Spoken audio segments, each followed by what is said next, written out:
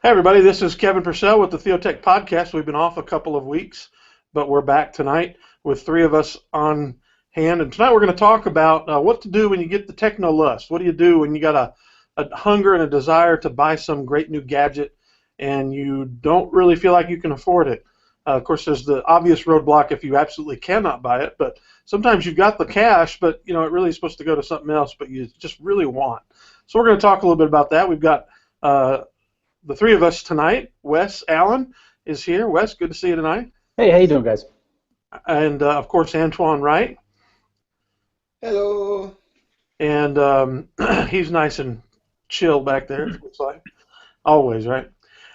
So, guys, what do you do if let's just start off with a what if you some new great wonderful gadget comes out, something that you've been hearing about for a while. Maybe there's been big press about it, lots of interest, and you've looked at that and said, "Boy, I would love to have that." And it comes out, and the price is such that it's really probably not a good idea to get it, but you could get it. Like maybe you've got room on a credit card, or maybe you've got money in a bank account that you could get it. You could pay for it, or you could borrow for it, and you could bring it home and play with it and enjoy it. But in the long run, it would not be a wise thing to do. What do you do in that circumstance? Has that ever hit you, and what did you do, or did you give in, and how did it hurt you in the long run?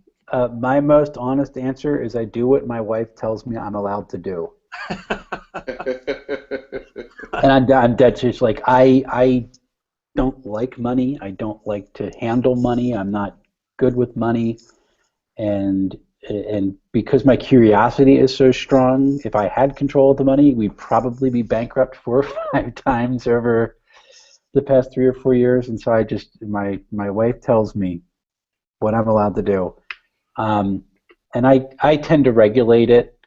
What I literally, for Christmas and my birthday, and then for Father's Day, I tell people, this is what I want: money. So it's go out and get what you want. And so I track all year long the things that I'm in, like the itches I'm interested in scratching. And I go, I can save up enough money to scratch this itch, or I can save enough money to scratch up that itch, but I'm never going to be able to do it all.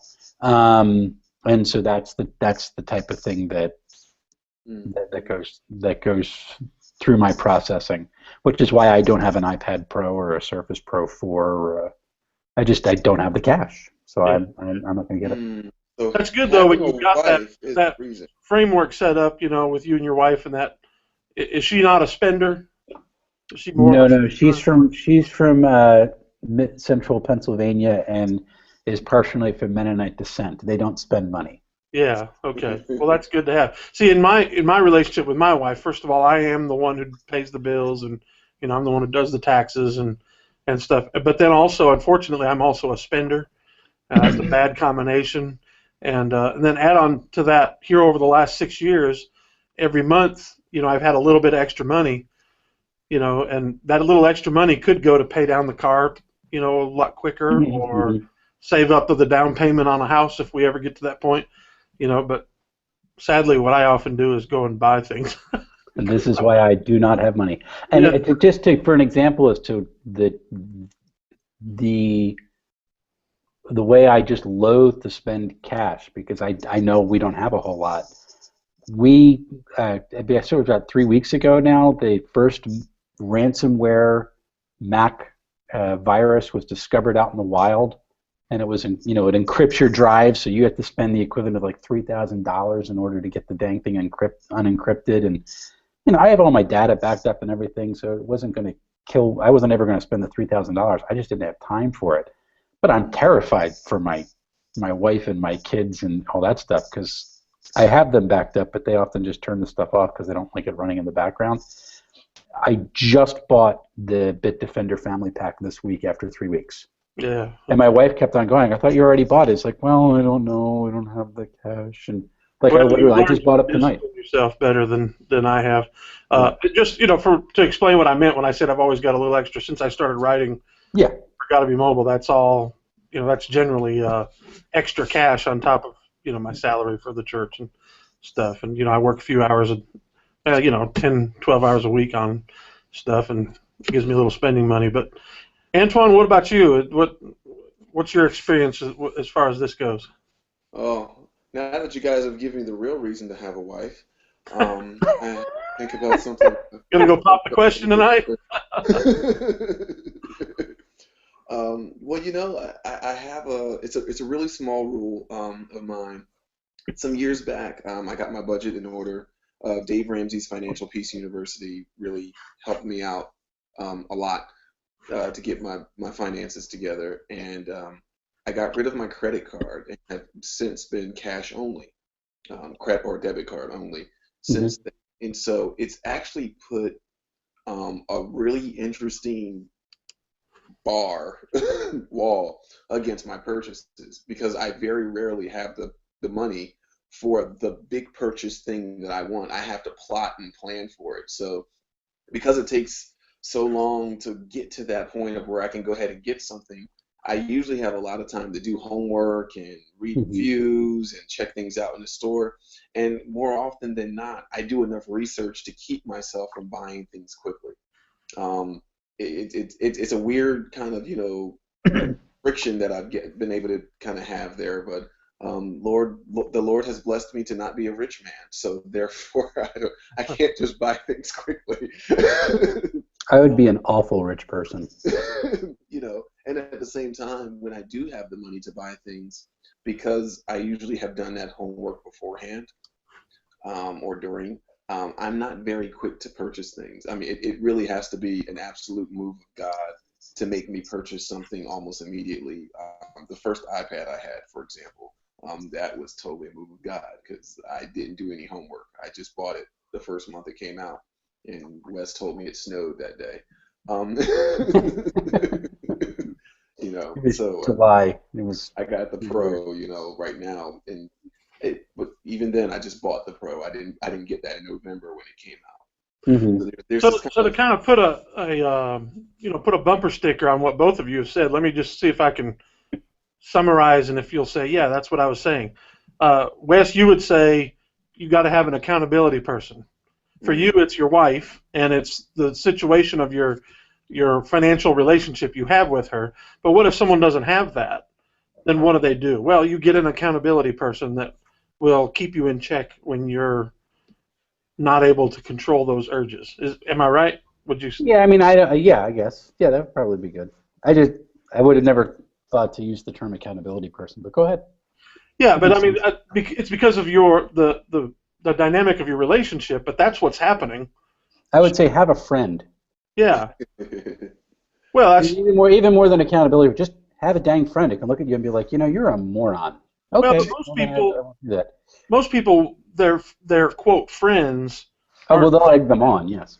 and so that's Right. why I would say definitely make that accountability a part of it, so that you know that they're gonna check you on those decisions, and they have the permission to do so. That's the key, because I might have a friend that under normal circumstances, if they started asking me about things I'm spending my money on, you might sort of go, well, that's none of your business, dude. Hmm. Uh, I can say that that's definitely the relationship LaRosa and I have, and when he gets on, he'll be certain to talk to that end as well. But him and I, we always talk about these tech purchases before we make them. And it's been a really unique dynamic, and I think it's a pretty good thread to our friendship, is that we ask each other the really hard questions. Why do you need it? What are you going to use it for? Are you going to purchase it outright? Are you going to finance it? I mean, we go through all of this whole litany of questions, and I'm a very slow purchaser. Again, like I said, I purchase things pretty slow. But man, LaRosa, as soon as he makes a decision, man, that guy can go. He can really go ahead and purchase really fast. It's an art, man. He's good. Um, bam, boss. And but and I do have to say, this is the thing that I most frequently buy when it's the newest. And with T-Mobile now, with the either jump, which I can't do because I always hand the older phone off to one of my kids. But with T-Mobile and the no interest financing, this has become the mm, big budget item that I can get most frequently. That my wife and I both are okay with getting because we usually pass the old one down. Yeah. So that's the one. That really is the one thing that I allow myself to do. Now to get, Wes, yours was the accountability situation. Yep.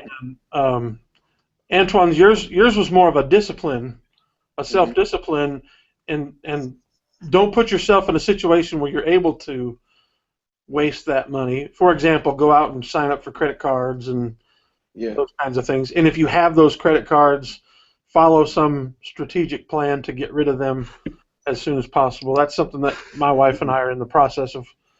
We're trying to get rid of our credit. I'm going to have one of them knocked out almost entirely in the next month, which is nice. Awesome. Yeah, that's our eventual goal. Yeah. It's you said discipline, and I actually wouldn't even use that word, but as you said, it really is a discipline. The hard part I find, and I think tech bugs me more than anything about it. It's really easy to forget that this technology belongs to God, and the money that I need to use to buy it belongs to Him. And if I don't have those stopgaps in place, to check my heart, check my motivations, why am I going to use it? Is it really worth me getting it right now, or can I put it off later? If I don't have those things in place, then it's like a really bad case of worshiping the wrong thing.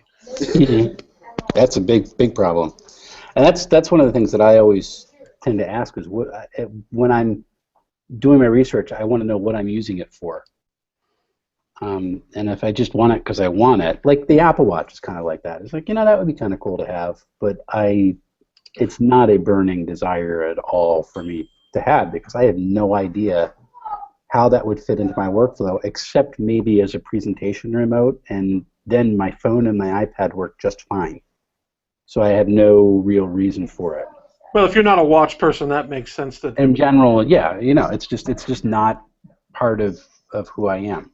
One of the other things that I really would advise people to look at is when they're looking at their Technolust purchases, particularly if it's not like a major device, like an iPad or something that's kind of set, is can you do it less expensively?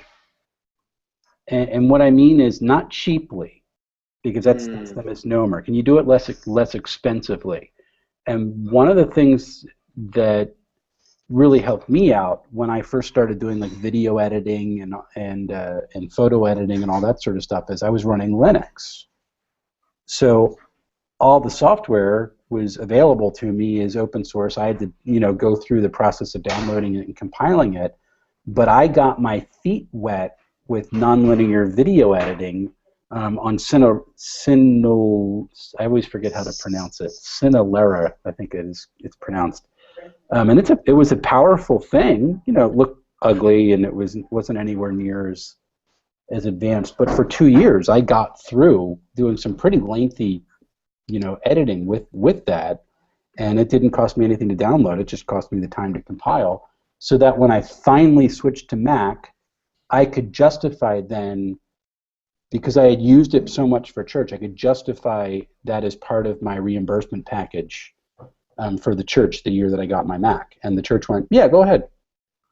But because they had seen me use it and they knew that I was using it, so that's how I ended up getting Final Cut Express. And then this past year, because Final Cut Express is so old, ABC&J went, yeah, get Final Cut 10. So I had other sources to get that funding as part of my reimbursements.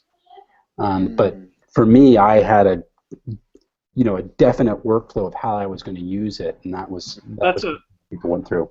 That's the strategy I was going to suggest, Wes. And that I heard a long time ago. I used to follow a photographer named Joel Story.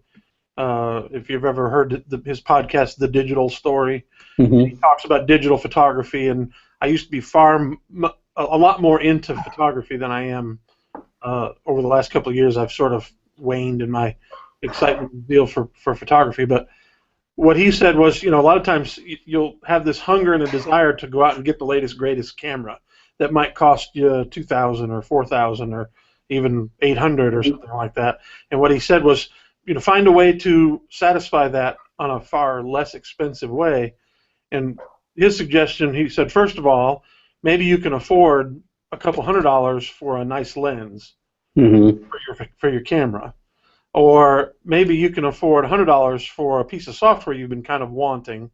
So you sort of satisfy that hunger and desire, but it's at a very affordable rate. Now, for a lot of people watching this, they might say, well, $200 is still, that's a ton of money. That's Or it. That's a ton $100, of that's money still for a me. ton of money. What I would say then is maybe, for a lot of our watchers and, viewers and listeners, you're really into Bible software and you want to get the latest, greatest package of, Accordance or Logos or Word Search or whoever. Okay, well, maybe you can find a really interesting resource that would help for your digital Bible study for $20, Mm-hmm. or something like that, instead of forking over $500 for the next package upgrade that you're really interested in, or that huge commentary set to go along with the other 7 digital commentaries. Maybe you're going to be preaching through the book of Ephesians, so just get the Ephesians edition of that commentary set, or something like that. And I think that's a viable thing because it sort of satisfies the hunger for something new, but it's in a much more reasonable way that isn't maybe as irresponsible. Again, though, it's not dealing with the root issue, and that is many of us, this is a psychological and spiritual issue of we get joy, and I read a recent psychological study that purchasing there's sort of an endorphin kind of rush in the experience of buying, and some people actually get addicted to buying. Really?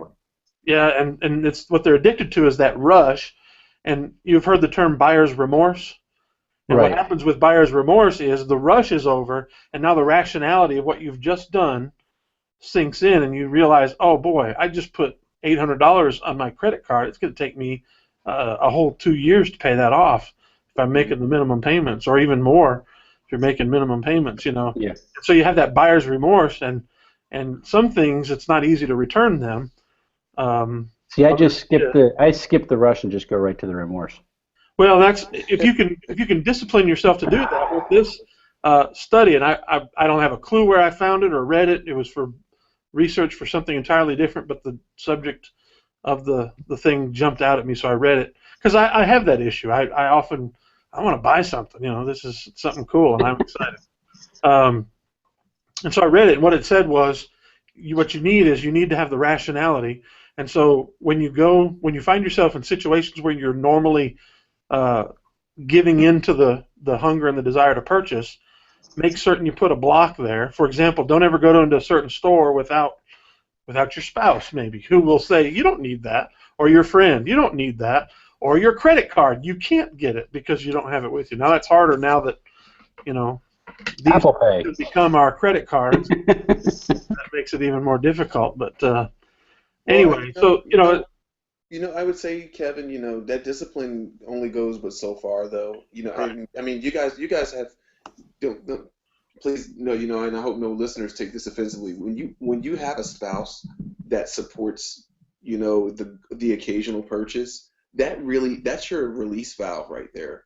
Or you have a best friend that helps you through that. That really is a good release valve. When you don't have that release valve, you've got to be smart enough or wise enough to build that in somewhere, whether that's having a gadget budget, or a vacation fund kind of thing where you toss some pennies in every few weeks, because what you can't do is you can't put the lid on that lust without it eventually blowing up and you doing something very, very majorly wrong.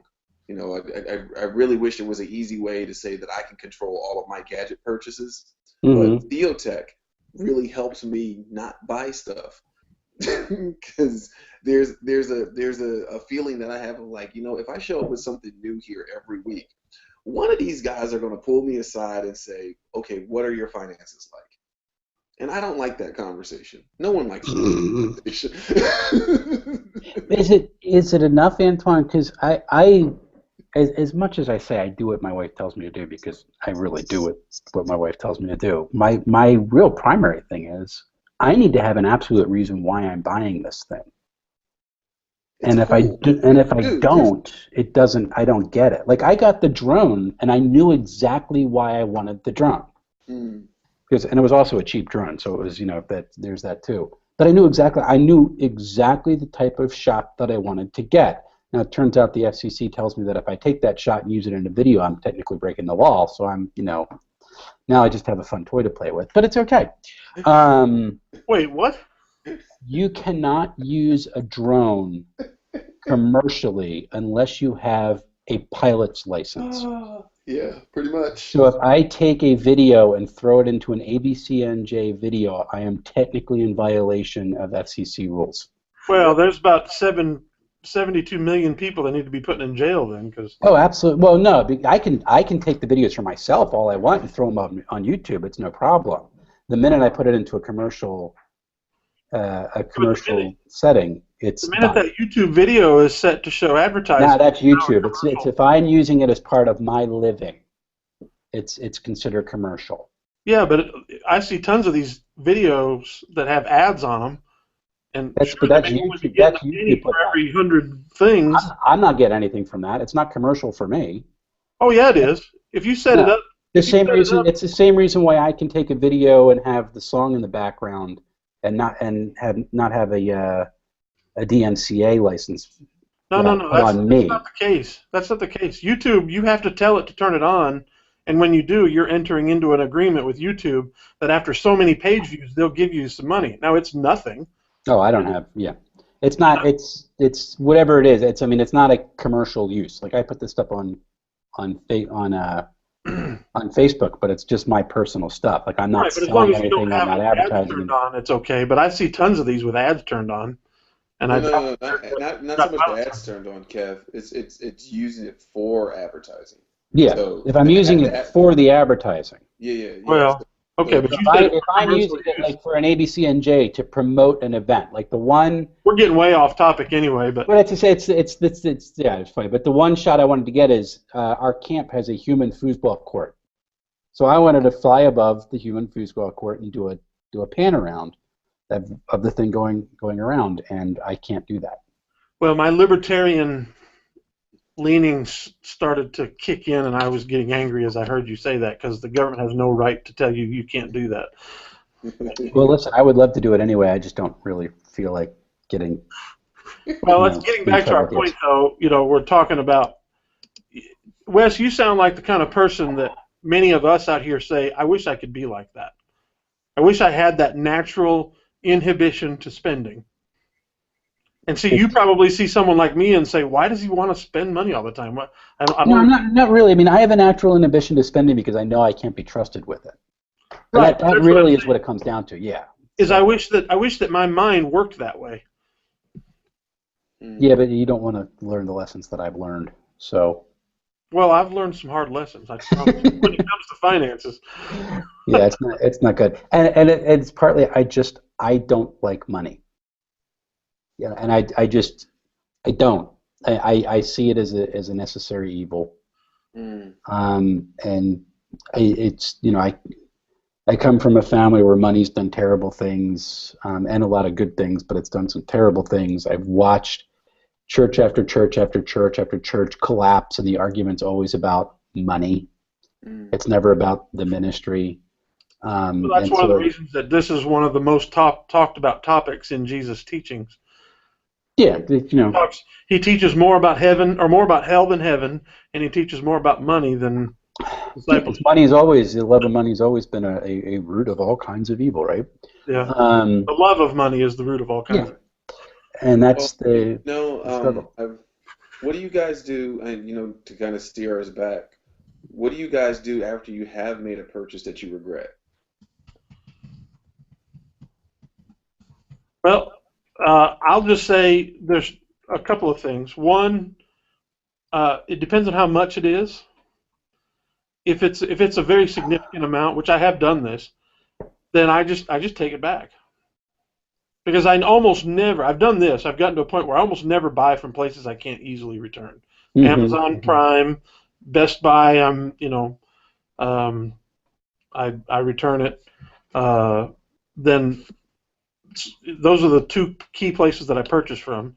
Staples, since my son works there, I can get a little. Well, he's not going to be anymore, but we get family discount, so I've started buying a little bit more there. But that'll go away soon. And those are places that they almost are unconditional no questions asked returns. Hmm. And so I'll return things and not, at first I used to feel guilty about it. I was like, what are they going to think of me if I return so much stuff? But they don't care. The little poor person behind the counter who's Right. making $12, $9 or whatever an hour, they could care less whether I'm returning things or not. So Hmm. that's one thing I will do is I'll return it. Second thing is I ask myself this question: is there going to be real value out of this product in my life? Is there something really valuable here? Even though I wish I hadn't bought it, am I still going to get useful value out of it? Hmm. Uh, then yeah, I'll hang on to it. Or is there someone else who will get really good value out of it, and I'll Hmm. give it away? I've given away a lot of stuff just because I don't want it anymore, but I know someone else who can. I've given away, I don't know, 4 or 5 Kindles and a couple of Chromebooks, and um, let's see, what else have I given away? I've given away, software that I'm no And longer using, and I next haven't time you really give haven't away a installed Chromebook, anymore. keep me in mind. What's So, that? so next time you give away a Chromebook, keep me in mind. Keep you in mind? Are you in need of a Chromebook? No, again, it's one of those things that I really be interested to use it, but I just don't need it. So there's no Oh, reason okay. for me to get it. So I I've got a Chromebook, but if you need it, I'm happy to send it to you. If you don't need it, I'll hang on to I it. can give it to my wife. She needs it in her classroom. They're about to snatch all of hers for that stupid park test. Um, the for me, Antoine, one of the things there's two things that I can recall in like the past 3 years that I had a bit of moment where I just regretted buying something. You're going to laugh at the second one. The first one was the Raspberry Pi. And the reason why is because my original design, and I got the $70 kit, so for me, that's a little bit of an expense. Hmm. But for me, the reason why is because the original use case that I had really wanted it for, it just didn't work that way. I wanted to set it up as a Minecraft server, and it just did not work for my son. And so what I did there is I just repurposed it. And so that was my thing. It's like, okay, that doesn't use it. I have to find some use for this. And so that's where I turned it into the OwnCloud server. I turned it into a couple other things, and now it's a XBMC Kodi server on my computer, and that seems to be where it's going to stay for now because it really is cool. The other thing and this is what you're going to laugh at, the other thing that I really regretted buying was the multi-battery charger for my my drone, because I got a 5 battery pack charger and a 5 battery charger for my drone, so I can get more than five shots. The dang thing was like $10, and the connections were loose. I mean, it was just shoddy build quality because it's a $10 device, and I knew it was going to be shoddy, and I couldn't return it, and I was like totally bummed for $10. Which is like, I'm a loser. What do you want? So I've kept it, and I figured out how to make all the batteries charge at the same time. So now I'm happy that I kept it, but there was no return on that. Those are the two things that I really have regretted getting in the last couple of years. Yeah, I guess the other one would have been my Nook Simple Touch with glow light, because the light is bad, but because it was always under warranty, I could get it replaced. And now I am thinking I just want to get rid of that and get a Kindle. So Actually, Kindle just came up. It came up again to me that it's something I wanted. So apparently new ones are coming soon. So I might hold tight. next couple of days. Yeah, they're about to make an announcement this week, I think. Yep. Yeah, I think So that might be they cool. knocked $50 off, and my Technolust, I've got 2 Kindles. That's just how bad I am. I've got a Kindle Fire, the original, not the Mm-hmm. original, but the most recent one before the $50 TiVo, Mm-hmm. and then I've got the Kindle Paperwhite, and they both kind of sit there. See, $50 off the Paperwhite was like, that would be a good Father's Day present. Yeah, Which is how I got my Nook, by the way. Well, I have a birthday next week, so you guys can definitely, I'll let you know about that. As a matter of fact, we will have Theotek on my birthday. That's So. right. Ooh, really? Happy birthday to Antoine. Can we get like his first grade teacher to come on and say hi? Oh gosh, if she's I still mean, this is your life. living, she's still living. I'm afraid for my life. To get back, Antoine, that was a great question. It really What was. do you do when you feel that? Do you have something you'd like to add to what we've said? Well, I don't. I'm looking. I was looking around, my apartment here, for things that I've gotten rid of or given away. I usually give away technology, so I can go ahead and get the next thing. That's the other part of my purchase decision. I always buy something that I feel comfortable giving away later. Mm-hmm. And I rarely buy something that I don't like, to the point where I don't really remember the last thing I bought that I didn't like, that just had to go back. I mean, I've had to send things back because they were broken or something of that sort, but I think that speed bump I have of not being able to purchase things so speedily really kind of helps prevent me from buying something that I don't like. Mm-hmm. Well, I'm glad again that you have that discipline. The last thing I would put down, and I've sort of already said it when I said return it or give it away, um, but this is a spiritual issue for many of these kinds of choices, because what are we doing? We're coveting. Mm-hmm. You know, your neighbor can be the local Best Buy store. And you're coveting something that someone else has, and so you need to repent. That's Mm-hmm. a sin. You need to ask forgiveness and repent. So how do you repent from a regretful buying situation? I would say you either return it and get that money back, or I think giving it away might be Hmm. this is something I really wanted, and I paid all this money out, and it's going to cost me, but I'm gonna make a sacrifice by letting there's someone else out here who needs this, need in the modern 21st century form. Right. No one needs any of this garbage. Someone can make use of it. But Well, this will really benefit them in their life, in their ministry, yeah. or in that kind of thing. I had an old computer sitting around that wasn't of any value or use to me, and I knew someone who needed a new computer, and I said, I'll just give them that new one. And then I thought, yeah, but about 6 weeks ago I bought this thing, and I just don't need it, and it's really good, and I'm really not using it like I should. And if I give them that one, they're not going to have as many problems with it. Their life will be better. So I gave them the newer one as Mm-hmm. this kind of a situation, and the junky one is still sitting in my basement at home gathering dust because it's nearly worthless. But Mm-hmm. Yeah, I'm with you there, Kevin. Being able to give, or find a good purpose for it, that's always a rewarding feeling, I guess. I mean, I don't know, to take the Catholic side of my education into consideration. I don't know if that's a mark for good behavior, to repent from the bad covetous purchase. But it sure is a good feeling though when you know that you don't really have the best use for something, and you find somebody in your life that will really benefit from it, and it, it, Mm-hmm. it enhances their life. And you might have to chalk it up to, there's a couple bucks lost here, but man, And see, to that's watch. one of the reasons why I don't want to buy a bunch of stuff because I do not like giving stuff away like that. But you love me. My birthday's coming. But see, that's where I know I'm not to be trusted with a lot of money. My brain goes, I want to see if I can find a use for that before I give it away. Hmm. And that's the way I am. And so probably there's been a lot of good that I could have done that I held on to stuff because I had accumulated too much junk. And that's part of, I mean, I can't be trusted with it, so I don't want it. well, Yeah. I think this is a good discussion. I think it's helpful and maybe a good reminder, um, because we do talk a lot about things, and of course every week we have our favorite things.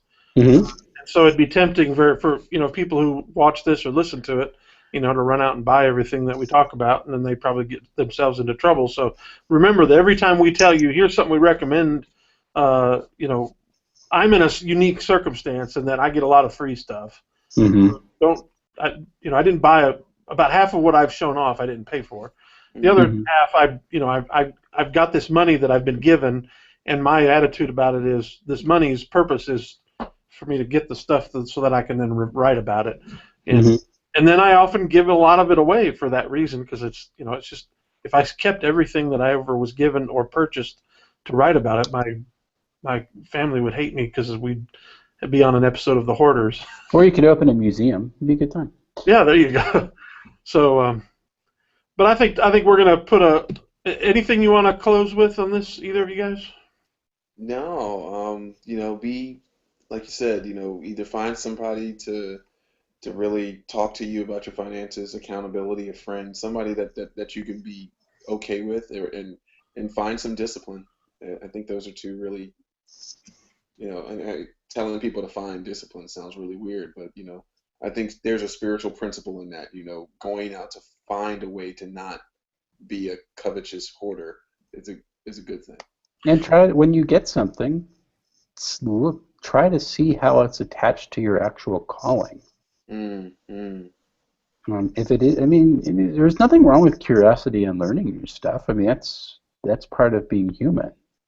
But if you're really kind of just lusting after something, if it's got nothing to do with your calling in life, that's something you need to take a look at. That's a good word there, because some of us have, we have this passion and interest for something, and it can very easily become a distraction from what our real central calling is in life. And Mm-hmm. I find myself tiptoeing on that line very, very often. All right, well, let's move on. And I sort of feel guilty going to the your next favorite things? phase, our favorite thing. So let me tell you about one that I did not pay for and would not have paid for, but because I have it, I'm enjoying it, and that is the Gear VR. This was a part of the promotion. I upgraded again for free, not free, but it's once a month payment on T-Mobile. Mm-hmm. And they gave out a free year of Netflix and the Gear VR, which actually pays for the cost of the phone eventually over the They give year. you a free year of Netflix too? Yeah, oh yeah. You get a free year of Netflix, and I got a free phone. And because I'm on T-Mobile, I get another free favorite thing that one of you is going to talk about that I really might enjoy better if well, we'll talk about that later. But anyway, so let me just kind of share with you a little bit. I wrote an article about this over the weekend and posted it, on Gotta Be Mobile. So if you're interested in it, you can go check it out. This is the Gear VR, what I learned on the first day. Oh, cool. And, so the first thing is the video resolution on this thing is disappointing. Well, let me before I get into this, a lot of these things are negative. And so it's going to sound like, well, that's a piece of junk. Okay. Understand that if I was judging this against other things that had been around, a technology that had existed in the mainstream for 5 years, then yes, it's a piece of junk.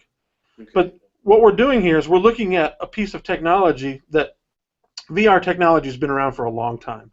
But it's not been in the mainstream yet. It's still not really yet in the mainstream. So this is like the personal computer 1984. Right. Okay. Yes, they're beginning to get into the mainstream. They're beginning to get to be something that you might see out and around, but still most people don't have them. And that's where we're at. And so for that understanding, it's a pretty cool technology, and I really like it. Now, the Gear VR is not the best of all of them. From what I understand, those who've tried the Oculus Rift say that it's much better quality. The new Sony, what's theirs called? Comes with the PlayStation. Was it PlayStation VR? Yeah, something like that. Yeah, it's coming out like in the fall, and they say it's even going to be better than Oculus Rift. But this is, produced by Oculus, and the resolution though is really disappointing. You'd think that when you're looking at a Samsung Galaxy S7 Edge phone with an incredibly beautiful display, that you'd get a very beautiful picture in this thing. But it's the lenses. It's these lenses in here. Are they plastic? Yeah, no, they're decent lenses, but it's just not. They're not good enough, and so it's sort of lowering the quality of your. And Kevin, the Gear VR basically uses your phone as the pixels, right? Okay. The phone screen is the display you're looking at, and what it's doing is it's cutting down. Instead of getting the full resolution of your phone, it's showing you two small things that those lenses are focused on. Right. Okay. It's like maybe, I don't know, a fourth or even less of the resolution of your phone. Is it basically the same way Google Glass works? No, Google Glass is not Google Glass. Google Cardboard. Excuse me. Yes. Yes, it's very much like Google Cardboard. If you've ever tested Google Cardboard, it's a very similar experience to that. I would say it's better than Google Cardboard, but Anyway, But Google Cardboard has the ViewMaster VR. well, My son has Google Cardboard. I got to tell you, it's a lot of fun. I'm not even getting into like the apps and the videos and stuff that are available because I haven't Just looking at the qualities. Yeah. But I was a little disappointed in it. It's got the Netflix app and the Hulu app, and then you could even buy. Everybody's excited about Star Wars just came out. And So can you watch it in 3D? I didn't see it in 3D. There are a few 3D that you could watch. Okay. But again, it's like the difference between watching your 1080p HD screen versus watching your old black and white pre-HD television set that you had 20 years ago or 10 years ago that was still in color, but it just didn't look that as good as the new one. So that's one thing. And then I'd also say that the focus clarity, it's very fuzzy. The images are kind of fuzzy. They're not real focused sharp. Yeah, and there's no way to focus. So. Well, it does have a focus ring on it. Does it really? Yeah, so you can focus, but I could never, ever get it sharp, nor could my son. Wow. So that's an issue with it. It runs hot, and it drains because the battery. you have a big phone in your ring, yeah. Well, see, the battery life on the Samsung Galaxy S7 Edge is incredible.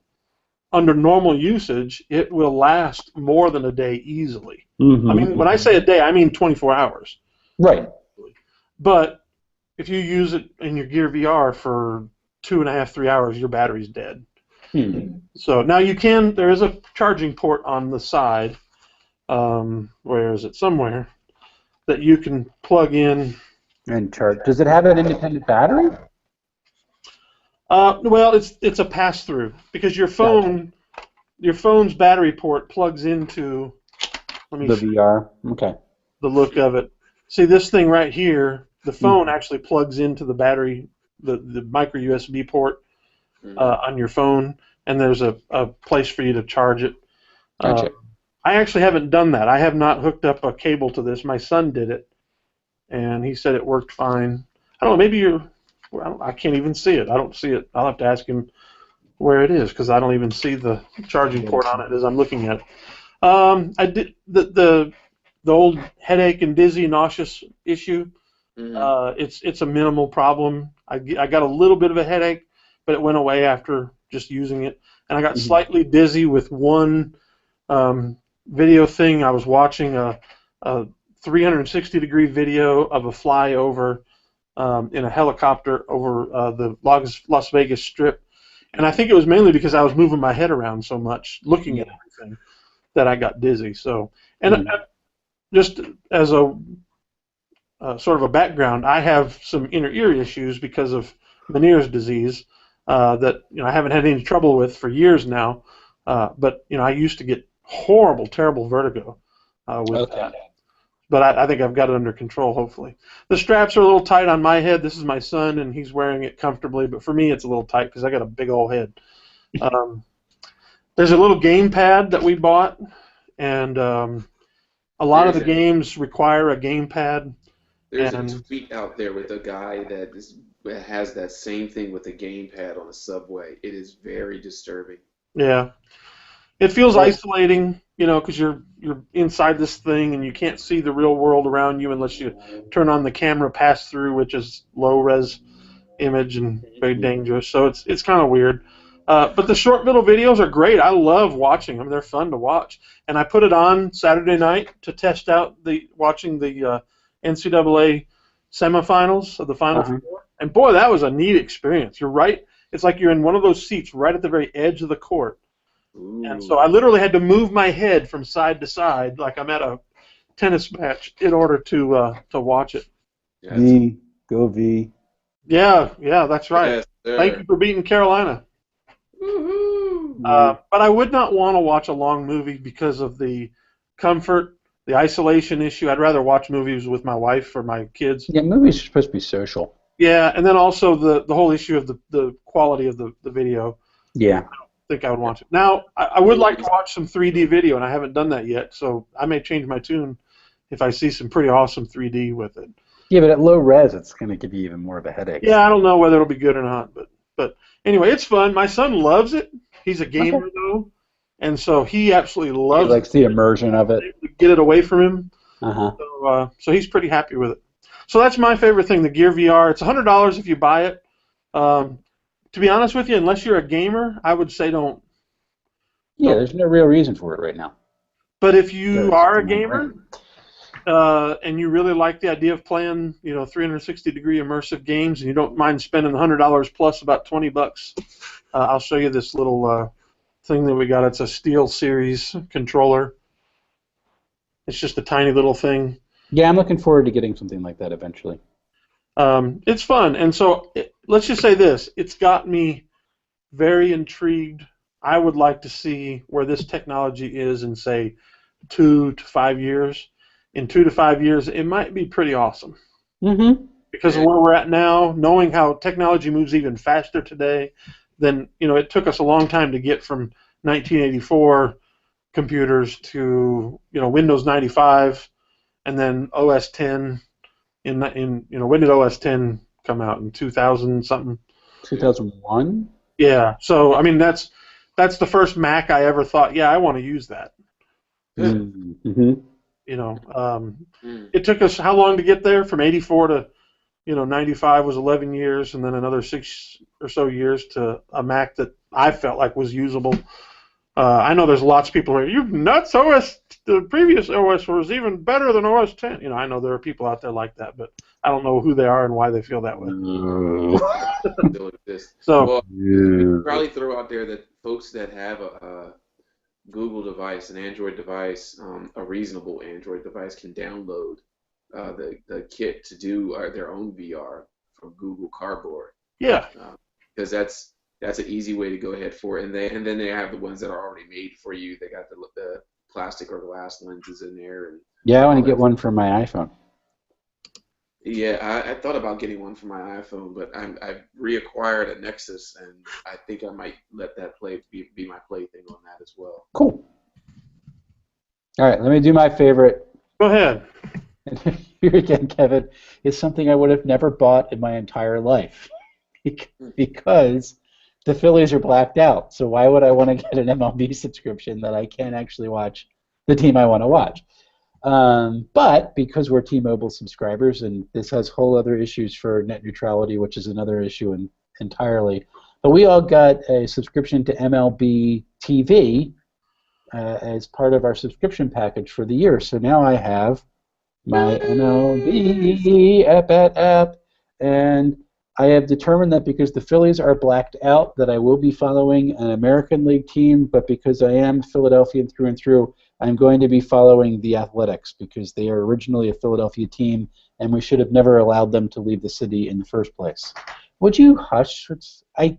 Listen, it's very weird to even look at a team that has a DH, but I need somebody to follow.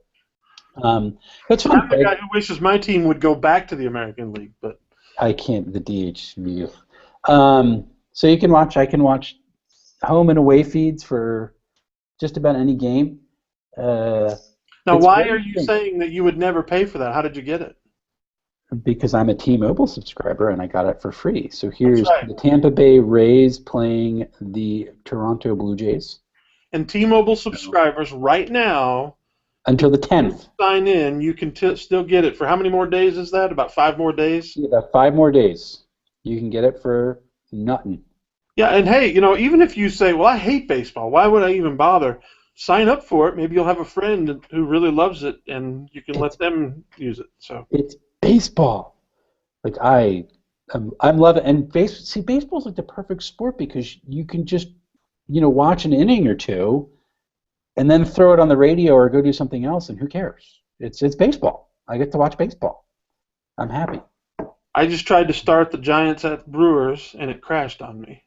Saddest day of guys, the saddest day of the year for me is opening day for baseball. Why? That's kind of like the official sign that there are no more other sports on until football starts again. Here we go, man. Now, sadly, I'm a Milwaukee Brewers fan, which, first of all... Yeah, what is wrong with them losing to the St. Louis Cardinals two days in a row?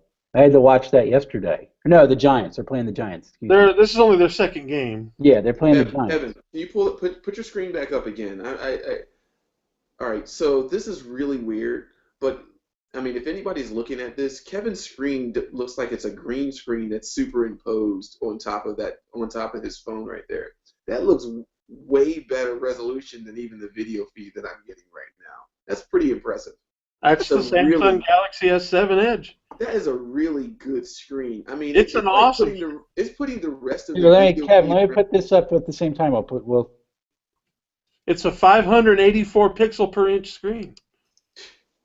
AKA extra HD. Yeah, that looks really nice, Kev. Yeah. Yeah, see, it's not the same with the iPhone. I mean, no offense to iPhone. iPhone is a great screen, but it just the refresh rate. iPhones. You know what? I'm also past the point where it turns on the color dimming, the color yellowing. So yeah, but I've had them both with my naked eyes looking at both, and there is no comparison. Samsung their colors are so much more saturation. Yeah, the S7 Edge is so much prettier and better. Yeah.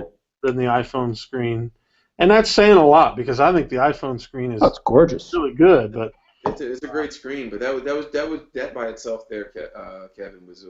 I mean, it was pretty looking. Reality, more VR. Well, that was 2 weeks ago my favorite thing, and so it still is it really is one of my favorite pieces of gadget device, that I've ever had. It's the nicest phone I've ever owned easily, and the pictures are great. I mean, they're just outstanding. We don't need to go off on my phone. I've talked enough about this phone.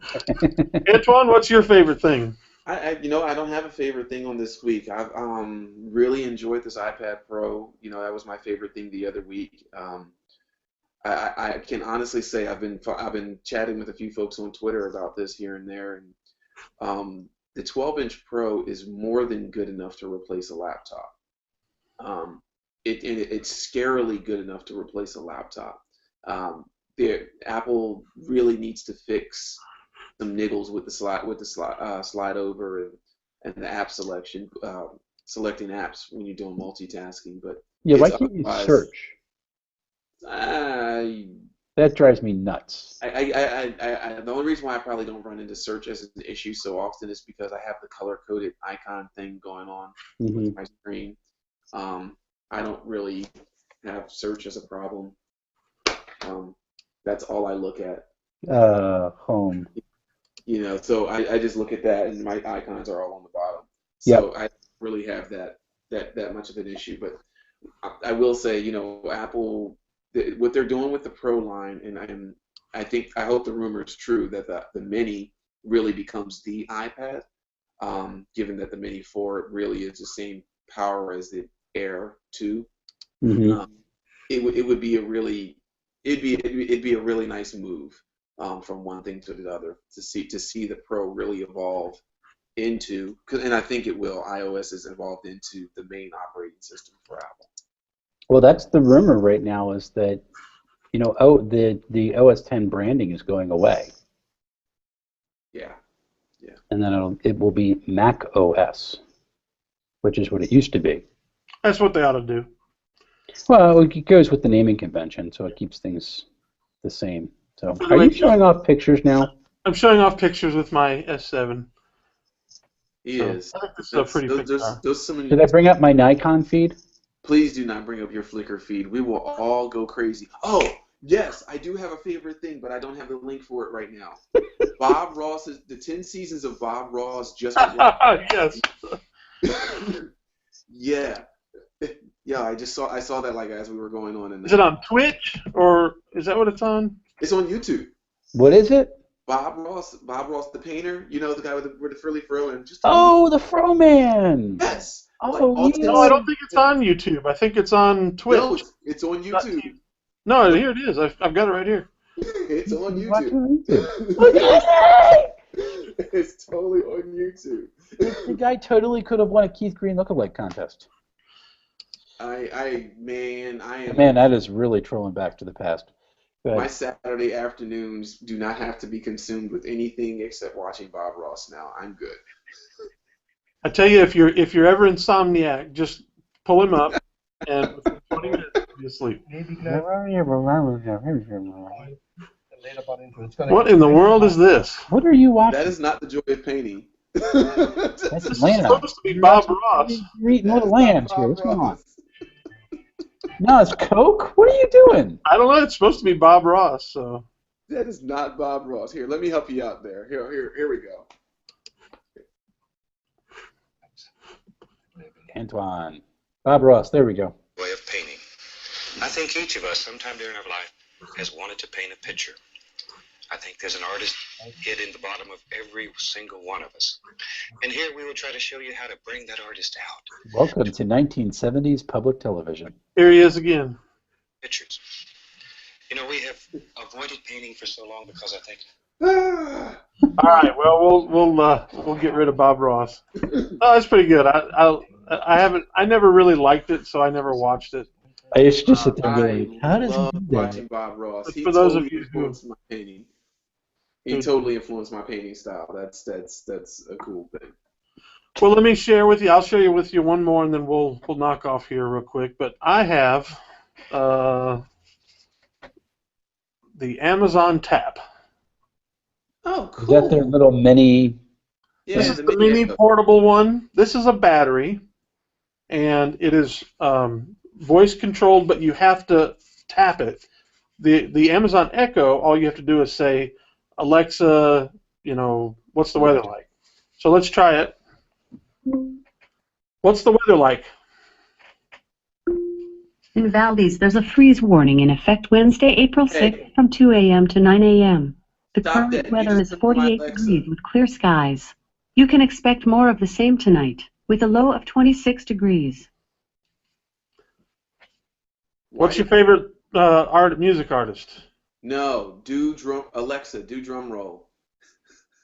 Do a drum roll. No. I can't find the answer to the question I heard. Ooh. Mm. That's one of the neat tricks. Alexa does a drum roll. She goes. Is it a skill that you have to set up? No. No. Hey Siri. Hey Siri. I think hey Alexa. I'm saying drum it roll, too please. loud. Hey Siri. What's your favorite artist, musical artist? Sing a song. Oh gosh. It stopped. I don't know why it did. Siri's can Ask say. Spotify to play Kansas, Dust in the Wind. Dust in the Wind by Kansas from Spotify. Song. Nice.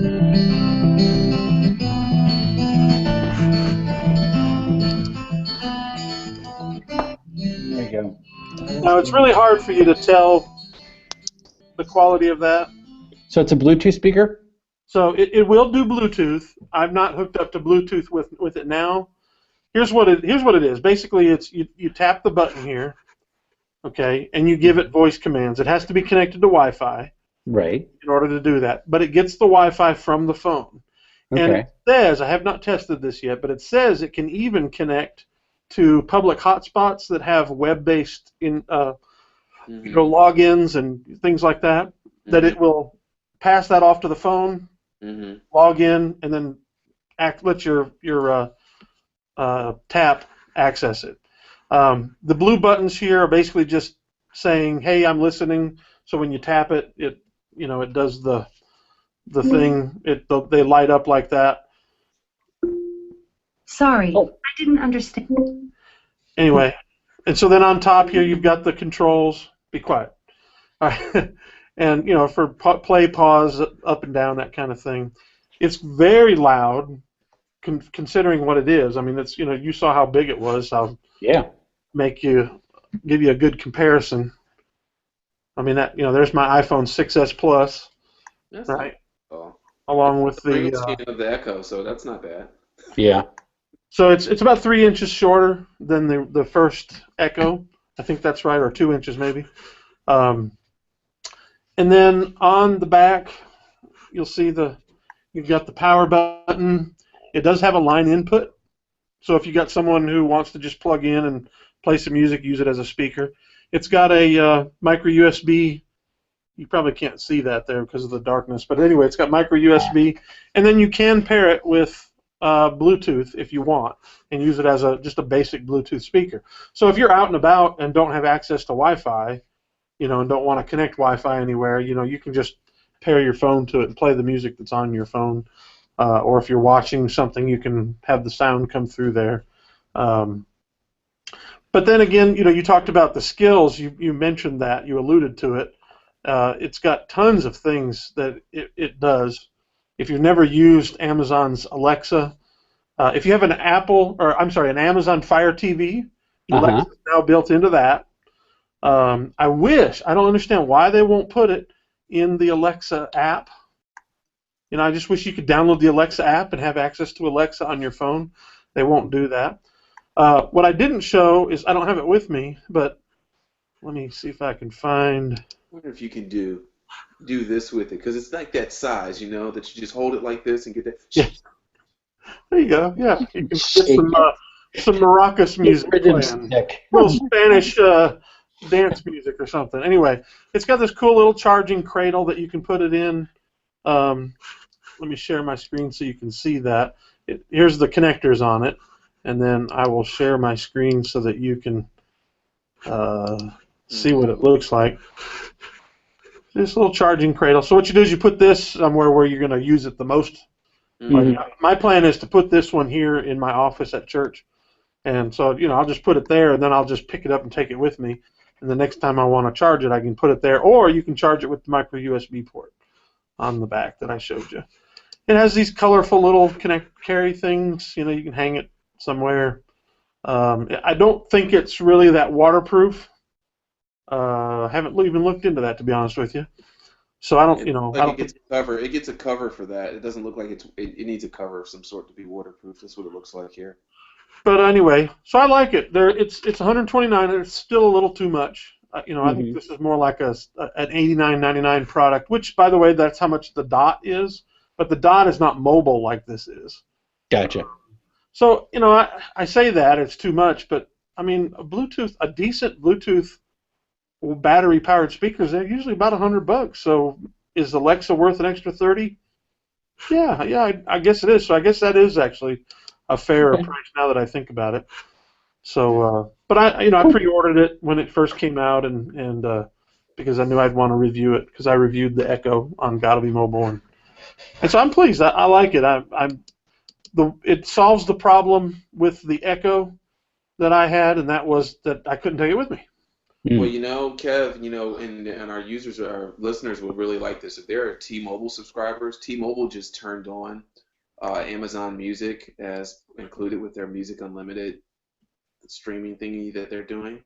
So yeah, you say just, but I think that's been on since the beginning of Binge on. Amazon Music just got their video was there. Oh wait, Amazon Music is on there now? Yeah, Amazon, as of today, Amazon Music is on there. So cool. I'm going on a piano back binge. Oh my gosh. Using your phone as a hotspot and Amazon Music, you could conceivably have the tap and have some fun. Well, that's awesome. Yeah, I know it's on there. I thought it was on there longer because my son, that's how he listens, is with my Prime account. I've got Spotify, but he listened with Prime, and it's been. Yeah, he hasn't gone over his allotment, his data allotment, that he. All the time. I'll give Amazon this because I download tracks. I download tracks to my phone so that I have a little offline list, and their tracks are very small, very very small. I have about 12 albums and I'm still not over a gig in space. Oh wow! Yeah. What are they using as the compression then? They are using something that's not MP3. Because it sounds really good. Yeah, so it's neat. I mean, so something like a tap plus an unlimited internet, an unlimited plan on your mobile could be pretty sweet. For music on the beach or as the weather's getting warm and stuff like that. I didn't know that Amazon Music was on T-Mobile Stream now. Oh, I'm happy. Now, is Amazon Video on Binge On? Yeah. Oh, is it really? Yeah. Oh, I'm all set. All the major video services, Netflix, Hulu, YouTube, are on it. You can watch your MLB TV without MLB TV. Yep. Although, you know what the interesting thing is with MLB TV that I've noticed so far? If I'm on LTE, I am always blacked out of every game. So apparently on T-Mobile's network, I'm everywhere. Really? Yeah. Well, as soon as I go on Wi-Fi, no blackout problem. Are you Yeah, that definitely sounds like carrier. Yep, it's a carrier Carrier. problem. are Yeah. you using VPN? Nope, I had that turned off. Because I Yeah, noticed when I tried to do it through VPN, it if you detect, yeah, if it detects you're using a VPN, it won't even let you connect. So,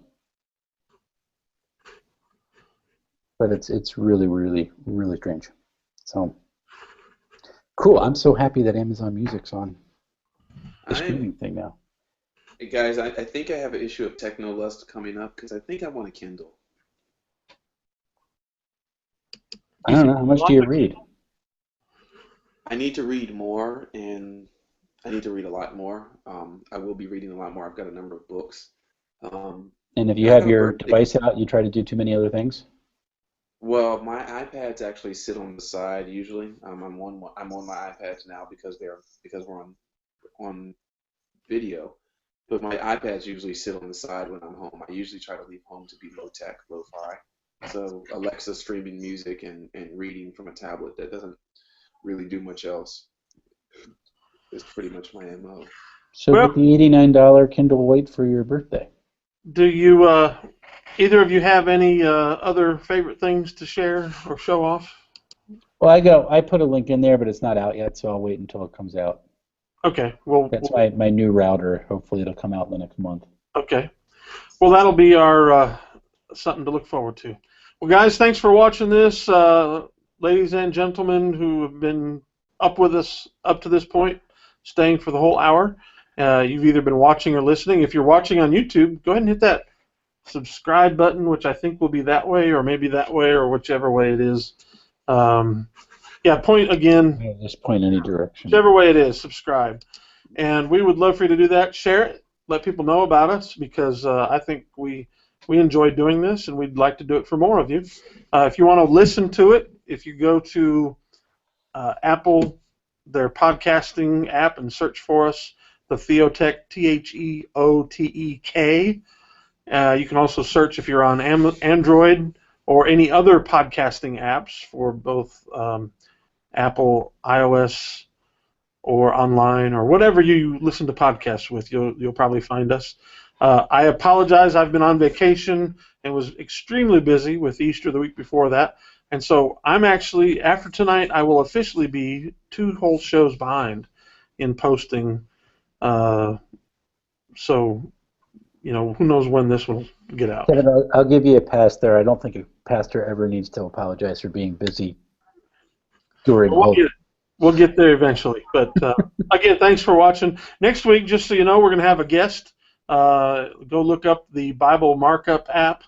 It's not the kind of markup that Wes always talks about. Actually, you talk about markdown, don't you? Markdown. Yeah. Which is Okay. markup.